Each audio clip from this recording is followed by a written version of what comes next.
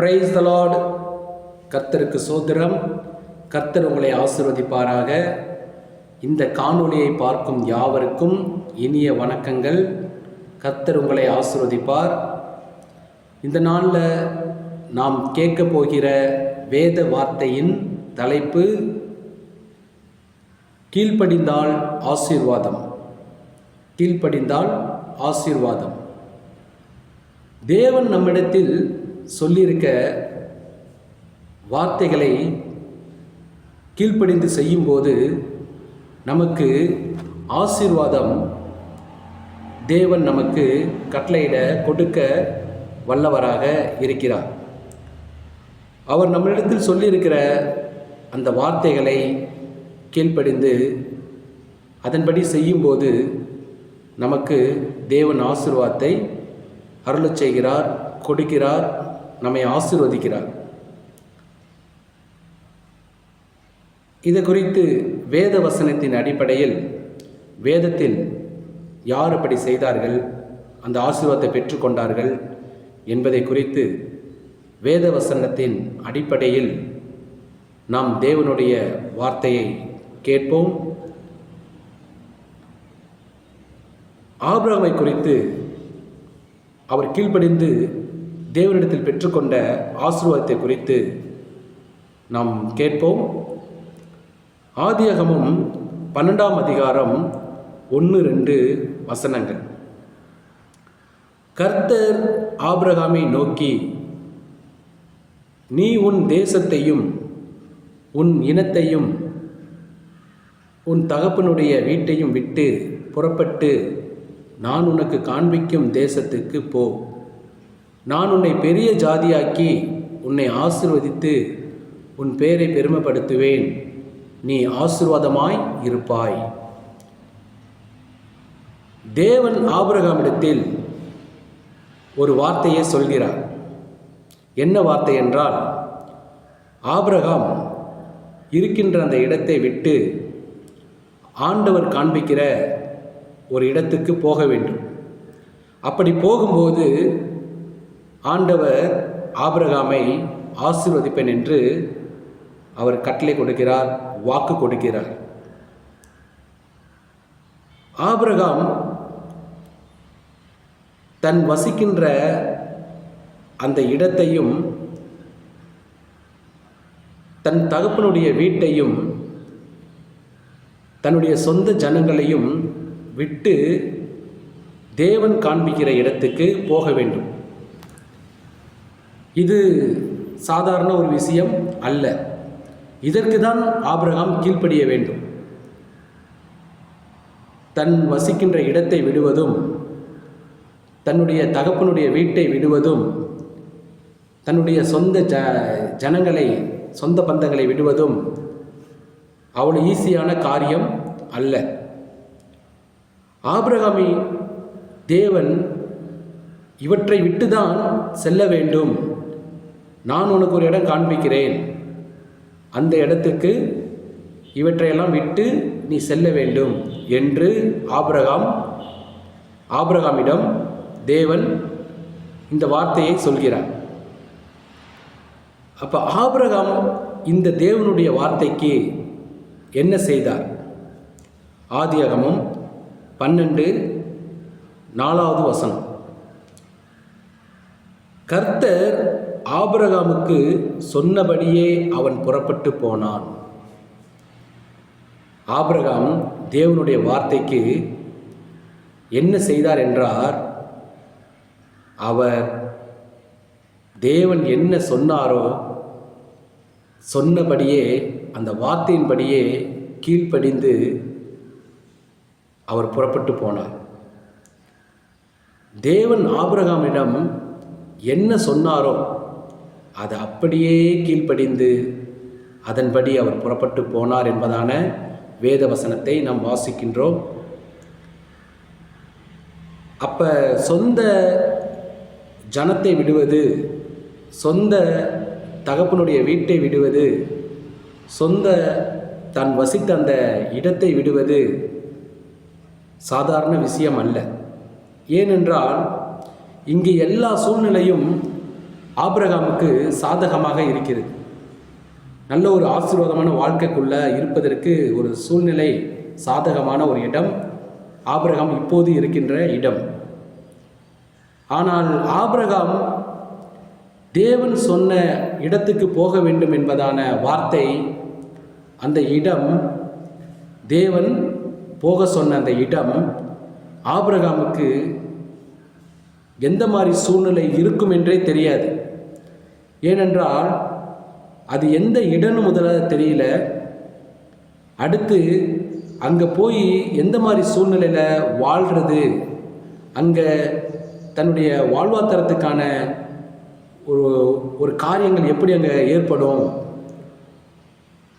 நிறைய காரியங்கள் அங்கே சூழ்நிலை எப்படி இருக்கும் என்றே தெரியாத ஒரு சந்தேகத்துக்குரிய காரியம்.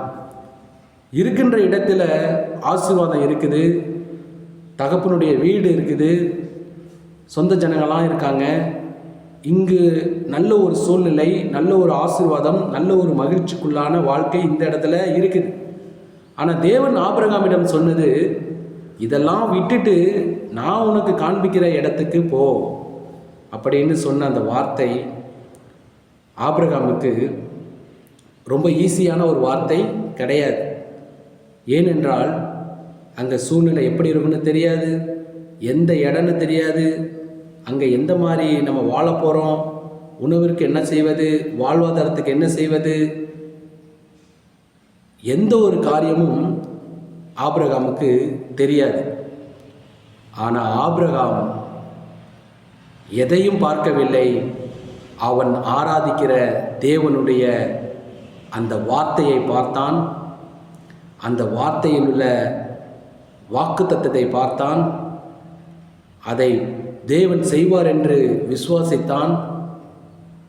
இப்படி ஒரு விசுவாசத்தோடு தேவன் நிச்சயம் நம்மை ஆசீர்வதிப்பார் என்று நம்பி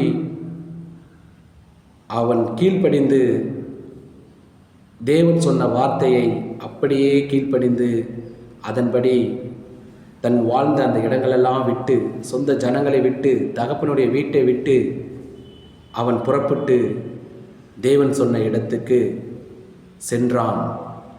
அப்படியாப்பட்ட ஒரு கீழ்ப்படிதல், தேவன் சொன்ன அந்த வார்த்தையின்படி அப்படியே ஆபிரகாம் கீழ்ப்படிந்து ஆபிரகாம் சென்றிருக்கிறார். வேதவசனம் அழகாக சொல்கிறது. ஆதியாகமம் 12:4, கர்த்தர் ஆபிரகாமுக்கு சொன்னபடியே அவன் புறப்பட்டு போனான். சொன்ன அந்த வார்த்தைக்கு ஆபிரகாம் அப்படியே கீழ்ப்படிந்து அப்படியே புறப்பட்டு அந்த இடத்துக்கு சென்றிருக்கிறார். அவ்வளோ ஒரு கீழ்ப்படிதல் ஆபிரகாம் கிட்ட இருந்துச்சு. இப்படி கீழ்ப்படிந்த ஆபிரகாமை தேவன் தன் வார்த்தையின்படி என்ன செய்தார்? ஆதியாகமம் 13:2 ஆபிரகாம் மிருக ஜீவன்களிலும் வெள்ளியும் பொன்னுமான ஆஸ்திகளை உடைய சீமானாயிருந்தான். தேவன் ஆபிரகாமுக்கு சொன்னபடியே ஆபிரகாமை தேவன் அளவில்லாத ஒரு ஆசீர்வாதத்துக்குள்ளாக நடத்தி அவனை சீமானாக, பணக்காரனாக மாற்றினார். தேவன் சொன்ன அந்த வார்த்தையை தேவன் நிறைவேற்றினார். காரணம், தேவன் ஆபிரகாமுக்கு சொன்ன அந்த வார்த்தையை அப்படியே கீழ்ப்படிந்து அப்படியே அந்த வார்த்தையை கேட்டு போனபடினால, செய்தபடினால இப்படியாப்பட்ட ஒரு ஆசீர்வாதத்தை தேவன் ஆபிரகாமுக்கு கொடுத்தார். ஆதியாகமம் 13:5-6 அந்த ஆசீர்வாதம் எவ்வளோ ஒரு பெருக்கத்தை கொடுத்தது என்றால், எவ்வளோ ஒரு பெரிய அளவில்லாத ஒரு ஆசீர்வாதம் என்றால், ஆபிரகாமுடனே வந்த லோத்துக்கும் ஆடு மாடுகளும் கூடாரங்களும் இருந்தன. அவர்கள் ஒருமித்து குடியிருக்க அந்த பூமி அவர்களை தாங்கக்கூடாதிருந்தது. அவர்கள் ஒருமித்து வாழ அவர்கள்ட்ட அந்த ஆசீர்வாதம், அந்த ஆஸ்திகள், அந்த செல்வாக்கு பூமி தாங்க முடியல. அப்படியாப்பட்ட ஒரு அளவில்லாத ஒரு ஆசீர்வாதம் என்பதான வேதவசனத்தை நாம் வாசிக்கின்றோம். அப்போ தேவன் சொன்ன அந்த வார்த்தையின்படி ஆபிரகாம் அப்படியே கீழ்ப்படிந்து செய்தபடினால ஆபிரகாமுக்கு தேவன் அளவில்லாத ஒரு ஆசீர்வாதத்தை கட்டளையிட்டான். அவன் மிருக ஜீவன்களை பெருகினா, வெள்ளியும் பொன்னும் ஆஸ்திகளுடைய சீமானா மாறினா. அது மாத்திரமல்ல, அவர்கள் ஆசீர்வாதம், அந்த ஆஸ்தி, அந்த பூமி தாங்க முடியாத அளவிற்கு மிகுதியான அளவில்லாத ஒரு ஆசீர்வாதமாக இருந்தது. அதற்கு காரணம் தேவனுடைய வார்த்தைக்கு ஆபிரகாம் அப்படியே கீழ்ப்படிந்து செய்தபடினாலே இப்படியாப்பட்ட அளவில்லாத ஒரு ஆசீர்வாதம் ஆபிரகாமுக்கு தேவன் கொடுத்தார்.